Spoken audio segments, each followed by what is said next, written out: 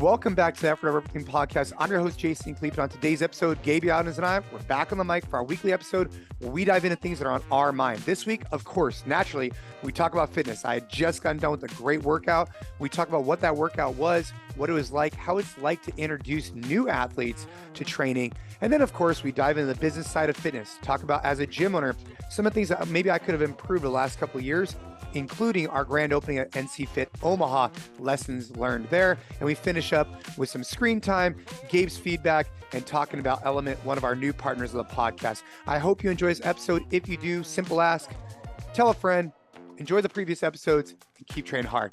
See you later.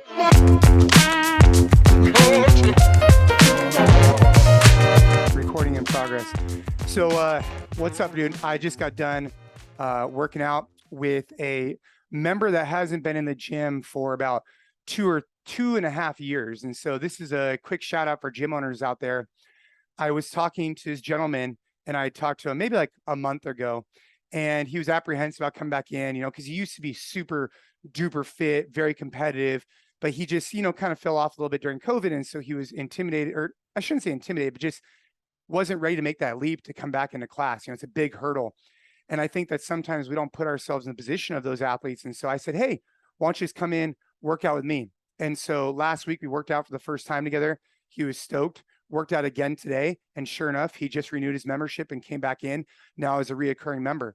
And it's just a good piece of advice for any gym owner out there. If you have members who you haven't reached out to in a while, and maybe they used to be really engaged with your community, it's tough to come back in, when you gotten used to your whatever your new normal is. And so just re-engage with them and offering to do a workout with them was my step. And it didn't come with any like strings attached. Like, hey man, just come on in and work out with me. But it was him who was like, oh man, I feel good. I want to come back in and join it back up. So just got done with that, jumped on the mic, all fired up, ready to rock and roll. Yeah, you're looking a little sweaty. Hey, that's cool, man. You see that bicep pump right there? That's that bicep pump. Oh yeah. No, it's cool to hear, man. It's cool to hear that someone came back in, and I agree with you. I think the takeaway there, for a lot of gym owners, and we talk about this all the time, is not giving up on people, not giving up on, whether it's a lead or an old member or someone that, just kind of fell off in these past 2 years because of COVID.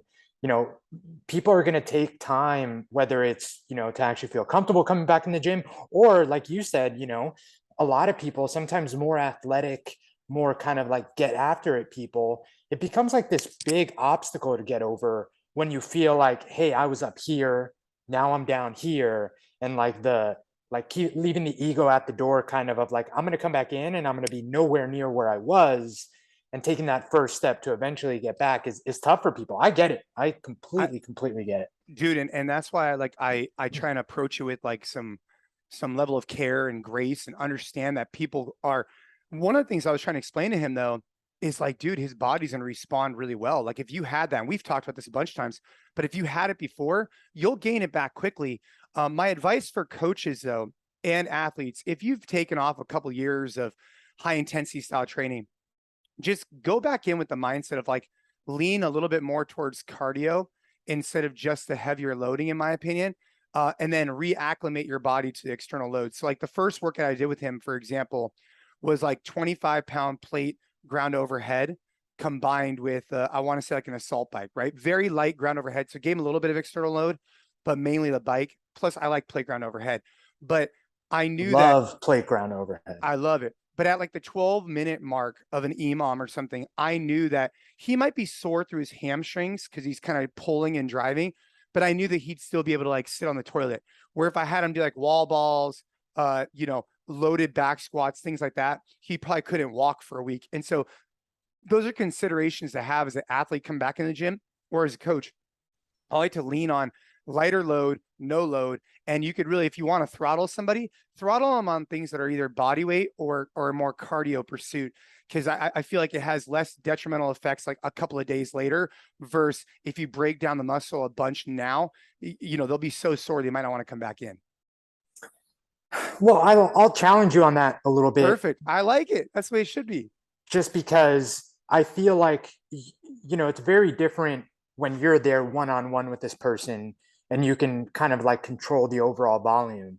But I think that, saying, hey, let's go super light and go on the conditioning side, especially for an athlete that used to be, you know, fire breather type person comes back in, that to me seems like the perfect storm for someone to really mess themselves up. I rather lean on the, hey, let's really focus on the strength portion today. Let's do a little bit of tempo work. Let's get those positions right. Have you feel good squatting with a barbell. Obviously not, a 20 rep max today. Like let's do a 5x5 and keep it relatively moderate. Then say, hey, let's do a bunch of plate ground overhead. Because I understand that in your circumstance, it's different. But in a group class, which I feel like is most gym owners, coaches out there are going to have people coming in that, it's going to be one person that hasn't trained for 2 years with another 14 people there. Then it can get really dicey to say, hey, why don't you just go light today? And Yeah. it's an AMRAP. And next thing you know, they've done 100 kettlebell swings and they're pretty messed up.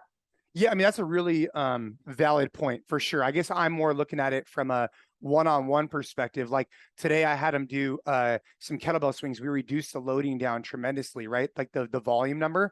But yeah, that's a really good point. Like if you're in a class and you have someone come back in that hasn't been there for a while, but if they're AMRAPing plate ground overhead, and you're not like, paying attention to the volume, like giving a goal of, let's just say 15 a minute versus 30 a minute, yeah, that volume, even at light load, could add up really quickly. So yeah, I mean, obviously that's a huge factor to consider, right? I mean, anytime that you're dealing with someone that has the psychological side, you just got to be careful because they're going to want to push. My goal is I want them to leave and feel like, man, I want more of that.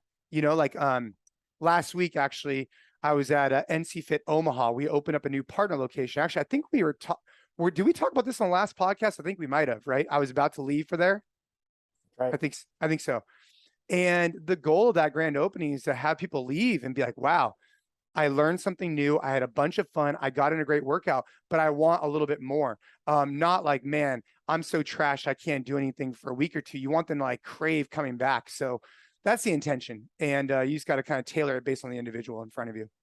Yeah, I think that, one of the, and I think we've discussed this on the podcast before, like one of the most like immature things that I've done as a coach early on is, when you first transition from like an athlete as a coach, you almost want to give people like that, like, like have them drink through a fire hose type of like exposure to intensity, because for you, like you've seen the results, you've seen how much better you feel with high intensity training.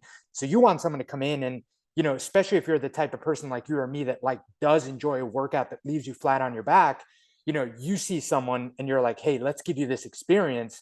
And I think that, one of the things that I learned early on, because at the gym where I started, CrossFit Garden City, we did foundations. So we had, like people that started always did a couple one-on-ones before they got put into group class. And that's kind of what like the novice coaches did most of those before getting into actually coaching group class, which a lot of gym owners probably can recognize taking that approach. And I remember when I first started doing those, like the goal was like, all right, let's see how much we can get them to push. Like, let's try and give them this like experience. And looking back on it, like that was a misstep, right? Like I should have definitely been approached with, like you said, let's finish this hour session and have you feel like you could have done a little bit more.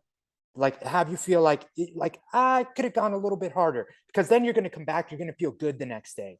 And I think that, that was definitely a lesson learned, and something that I know from experience and talking to other coaches, seeing other coaches, they tend to pull that lever a little bit too hard with people too early. Yeah, for sure. The one that really opened my eyes. So when I first got into CrossFit, I was working at a traditional gym. And at the time I was doing bodybuilding. I loved it. And then Asa Begibing, one of my original coaches, introduced me to .com. And so I started following that. And I got introduced to the GHD sit-up. And I think I went to my level 1 in San Diego. This is like in 2007 or something like that. And I go to my level 1 and they introduced you to the GHD. At the time, they did a station rotation where they introduced you to the ab mat sit-up, the GHD, if I'm not mistaken, and like the rower. They ended up getting rid of that in the future. But anyways, so when I was introduced to this GHD sit-up, I had rarely, if ever, felt anything as potent on my abs, right? Because you're taking your full body. For those people that don't know what a GHD sit-up is, a glute ham developer is this apparatus that you can either use it facing down or facing up. Facing down, you could do a glute ham raise. You could do a hip extension, a back extension, or you could flip over and do GHD sit-ups. Now, the reason why GHD sit-ups are so potent is because you're taking much of your body weight and you're working it through a long range of motion. As we've talked about here before, even on the Jason Khalipa, the large load a long distance quickly packs a big punch. Well, with the GHD, when you're sitting on it, you have a large load, you're going a long distance, you're doing it quickly. So I fell in love with it, right? So this gentleman comes into the gym one day, and he's a friend of my dad's. At the time, he was probably like 55, 60, give or take. Comes in, pretty fit guy, and he's like, hey, I want to really blast my abs today. I'm thinking, dude, I got the perfect thing for you. Like, I got this. I was so No. I was like, I got this. And I was like, we're going to do 150 GHD sit-ups for time. And so we do it. And it wasn't like, it was crazy, but it wasn't like that crazy, right? It's pretty crazy. It was crazy, but like we got through it, right? And I just remember, so I didn't see him for like maybe 3-4 days, right? I'm like, that's kind of weird. He would come into the gym every day. So about 4 or 5 days later, he comes in and he's hunched over like he's 80, 90 years old, like hunched over. Like, I mean, his hip flexors were just blown. He's hinged over at the hip. And I look, I was like, bro, what's up? And he's like, dude, bro, what's up? He goes, I've had swelling throughout my hip flexors. I can't stand up. I cannot find extension. My body is so, he's like, I can't remember if he said he had some bruising or stuff. I don't know. But I just remember looking at him and saying to myself, like, that was too much, too quick. And I did this guy a disservice, and like, shame on me. I just remember it like distinctly, like being like, yeah, dude, I tried to show him a good time, but I actually injured him. And now for an entire week, this guy's been wrecked. Can't even stand up, can't do his job, can't do anything. And it's because of me. And that was a really eye-opening experience, not